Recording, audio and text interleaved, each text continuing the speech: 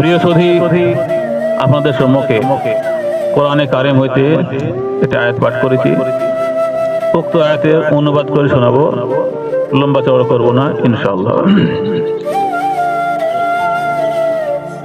আমরা আজ যে সুন্নাত পালন করার জন্য উপস্থিত হয়েছি, ইতিহাস আমরা সবাই জানি, তবুও আমাদেরকে বারবার সে কথা স্মরণ করে দিতে হয়।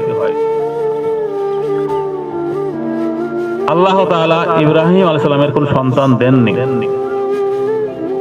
উনি যখন ওনার বয়স যখন 80-র ঊর্ধ্বে, বৃদ্ধ বয়সে সন্তান হয়েছিল ইসমাঈল আলাইহিস সালাম। যাই হোক, আগের ঘটনা আছে। ইসমাঈল যখন বড় হলো, আল্লাহ তাআলা স্বপ্নে আদেশ করলেন, হে নবী, তুমি তোমার সন্তানকে কুরবানি করো।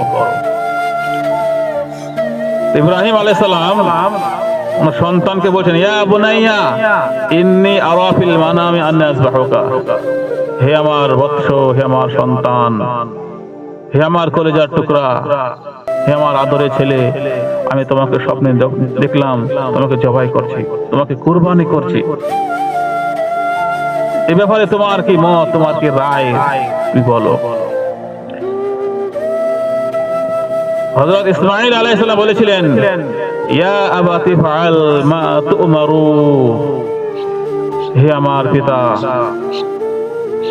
যেটা আপনাকে আদেশ করা হয়েছে সেটা আপনি অতি শীঘ্রই পালন করেন। ইনশাআল্লাহু মিনাস সাবিরিন। অবশ্যই আপনি আমাকে ধৈর্যশীলদের মধ্যে পাবেন, ধৈর্যধারী পাবেন। এখানে একটা কথা এসেছে, সবর। যে কোনো বিষয়ে যদি তার ভেতরে সবর না থাকে, তার দ্বারা কোনো কাজ সম্ভব হবে না। আপনি সাংসারিক কাজ করেন আর ধর্মীয় কাজ করেন, যে কোনো বিষয়ে কাজ করেন, আপনাকে মধ্যে থাকতে হবে সবর। যার মধ্যে সবর নাই, তার মধ্যে সফলতা নাই। আমার বলার আজকে একটা উদ্দেশ্য, টার্গেট এটাই, বর্তমান পরিস্থিতিতে আমরা সবাই জানছি, সবাই বুঝছি, আমাদেরকে মাথা ঠান্ডা করে কাজ করতে হবে। আবেগ দেখিয়ে, গায়ে বল দেখিয়ে, জোর করে কাজ করলে সফল হওয়া যাবে না।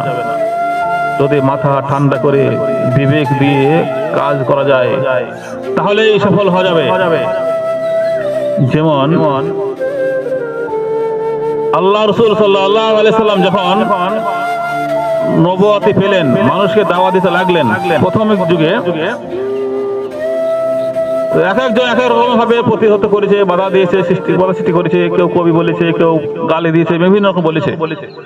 তো একবার হজের মৌসুম আসলো, বিভিন্ন দেশ থেকে হজ করতে এসেছে লোকেরা। আরবের বাইরে ছড়ে গিয়েছিল যে মক্কা একটা লোক এসেছে, তার নাম মুহাম্মদ, তার এই গুণ, সে নবী দাবি করছে। অথচ বাইরে ছড়িয়ে গেল। এদিকে মক্কার কুরাইশরা তারা চেয়েছিল যে মুহাম্মদকে মিছিয়ে দিব, ইসলাম একদম মিটিয়ে দিব, যাতে করে প্রচার না করতে পারে।